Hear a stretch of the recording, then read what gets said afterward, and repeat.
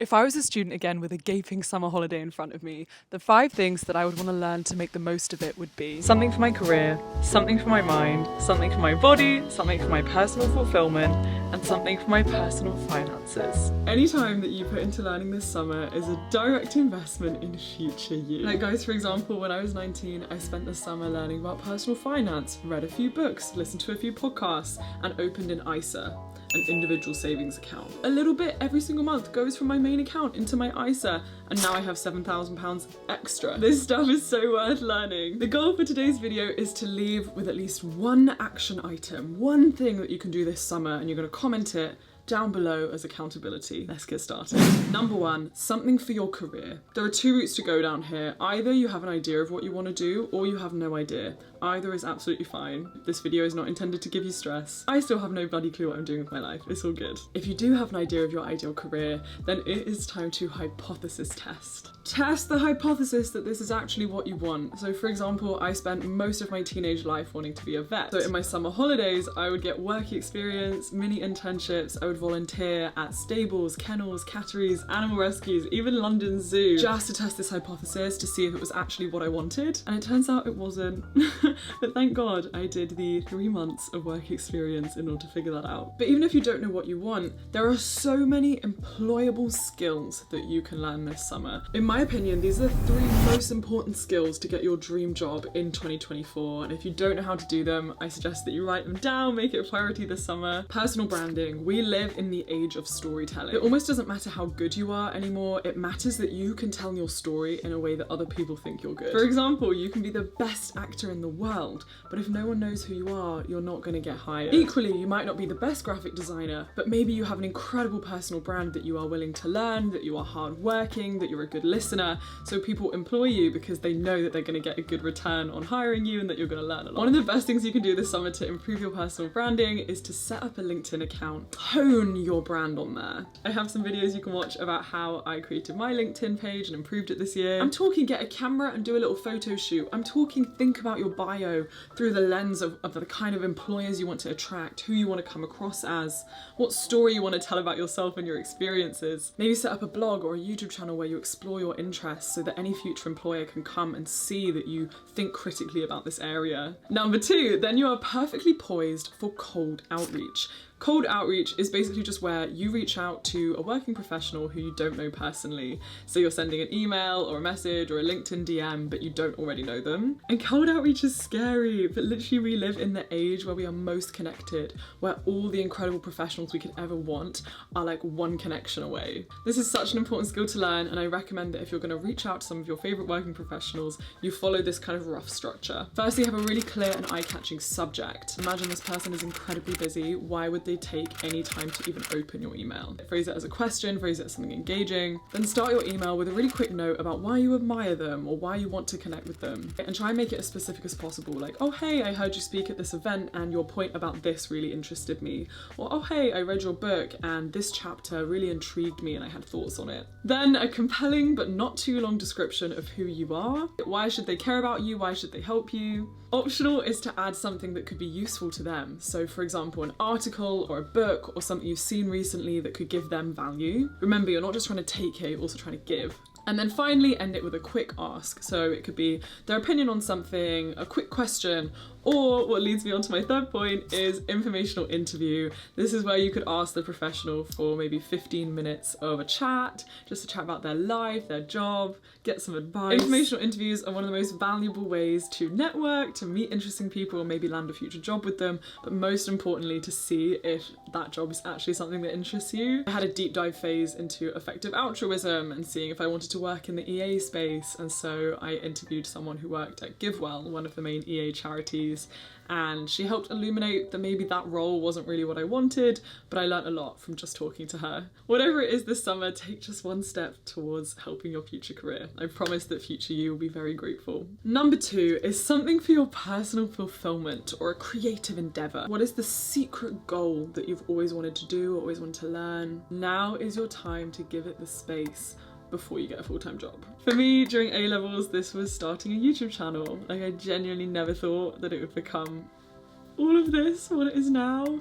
I literally just started it because I was doing very academic A-levels. I was doing maths, biology and chemistry, and I wanted a creative outlet. I wanted to learn a new skill, and it has genuinely changed my life more than I can even begin to tell. Like, I became financially independent at the age of 17. I have had so many incredible opportunities. Like, it was the best thing I ever could have wanted to learn. So, you know, if you want to start your own TikTok page, like if you want to start a blog, if you want to write a book, like now is the time. And genuinely the most incredible platform that you can use to help your summer learning is Skillshare.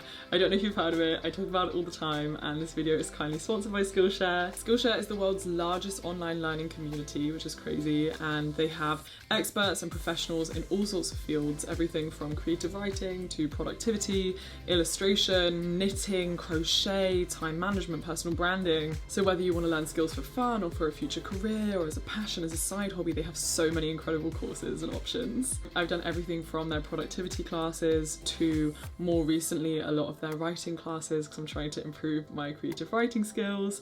And I did this one recently. It was all about fictionalizing your life and kind of viewing yourself as the main character of your life and using your stories, your everyday experiences to fuel your work. Robin Walden, the teacher, I really loved his point that your reality is someone else's fiction, and so you might as well use it to fuel your fiction. Skillshare is one of the best places to learn this summer, and so accessible because the first 500 people to click the link in my description can get it completely for free for 30 days. So if you want to learn a new skill but you don't know how to get started, use that. Click it ASAP and then you get access to all these amazing courses. Number 3, something for your mind. I believe that your mental health is the backbone of your life. Your capacity to take on challenge is only as good as the foundation of your mental health. And yet we rarely learn the skills to support our minds. What does it look like to learn a skill that is aiding your mind? Learn how to meditate. We've all heard about it. We're like, oh yeah, you gotta breathe. But like, guys, meditation is probably the habit that has most changed my life. My ability to focus, my patience, my ability to connect with others more deeply, connect with myself more deeply, nurture my inner world. It is just life-changing. It's never been more accessible. Like, there's so many ways to meditate for free on YouTube. You can try apps like Headspace or Waking Up. Like, learn how to meditate, learn how to sit with yourself. Number 2 is journal. Learn how to process your feelings, learn how to process your perceptions of the world. I'm currently doing this thing called morning pages, which is where every single day I wake up and I brain dump for 3 pages without thinking, just do whatever, stream of consciousness, whatever's in my head, and put it down, and it really helps give me clarity for the rest of the day. You can read books about relationships and how best to invest in them. You can nurture your spirituality by seeking out communities that are aiding your spiritual prachtice. Or something good for your mind is to just practice non-doing. Like, if you are a hustler, a high achiever, ambitious person like me, sometimes the biggest gift is to learn how to do nothing. That's enough. Whatever feels useful to you personally is the most important thing. Number 4 is something for your body. Your mind is housed by your body. Your body is your temple, and especially when life gets stressful, the way that we treat our bodies goes massively downhill. We generally eat worse, we generally sleep less, we generally exercise less. Like, all of the fundamentals of what makes you happy and healthy go out the window. And so I think it's really important to try and learn those foundational skills and habits now while you have the time. Learn how to cook nourishing food, learn how to cook easy, simple meals. Research the science of sleep. Read a book like Why We Sleep by Matthew Walker and start to understand the importance of sleep for the rest of all the other things you're doing. For example, after researching the science of sleep, I realized just how crucial and impactful light is to our circadian rhythms. And now I sleep with an eye mask, and it literally has improved my sleep quality by 20-25% because I track my sleep quality with the Whoop band, so I know that it literally has affected me. And I also sleep with earplugs because it's just better for me. And that saved me at university and helped me sleep better. Learn how to exercise, learn how to use gym equipment. Do it while you have the time. It will serve you for the rest of your life. Finally, 5 is learn something for your personal finances. We're hot girls who can handle money. We are our own sugar mamas. I am my own sugar mama. Like, I am so proud of my capacity to earn money and manage money. Like, I've just learned so much about personal finances in the last few years. There are so many incredible free resources out there, like the podcast Girls Who Invest or the book Financial Feminist. I also recommend trying to find one for the country you're in, because a lot work for me were like US focused and I tried to find UK based resources. I'll leave a bunch of resources in the description. Learn how to save. So for example, whenever you earn money, learn to put like 10%, 20% instantly away into some kind of savings account. Learn how to budget, learn like how much your life costs you, how much you actually need. Learn how to invest, learn how to set up an ISA savings account. I promise it is not as scary as it sounds. It's like a lot more basic than you think. I'll link videos down below, you got this. And set up a pension, why not? Help out future you, quite literally future you. This is such an exciting time and I just can't wait to see you seize summer. Summer is what you make of it, and genuinely rest is also incredibly productive, right? Like, rest is amazing for your mind and for your body and your personal fulfillment. So don't come out of this video feeling pressured to do a million things. This is just here to spark some some little inspiration of ways that you can use your time. And especially if you find yourself prey to just scrolling on social media and like not being that happy or productive, maybe start to think how you could replace the time that you're spending scrolling with little tidbits of knowledge. Like, oh, okay, every day instead of scrolling for half an hour, I'll listen to a Girls Who Invest episode for half an hour, the podcast, and then I'll start to get some more knowledge on personal finance. Little things. I dare you to comment down below something that you're genuinely going to do this summer so that you have the accountability. You can come back to this video and you can, just see if you actually did it. And also I love when the comment section just inspires everyone else. People read it and they're like, wow, like that's such a good idea. I want to do that too. From my heart to yours, you've got this. I hope you have a wonderful, restful summer and I'm sending you so much love. Also, my casual magic today is this little mug. It is my favourite mug. My brother got it for me and it always makes me very happy. Bye guys.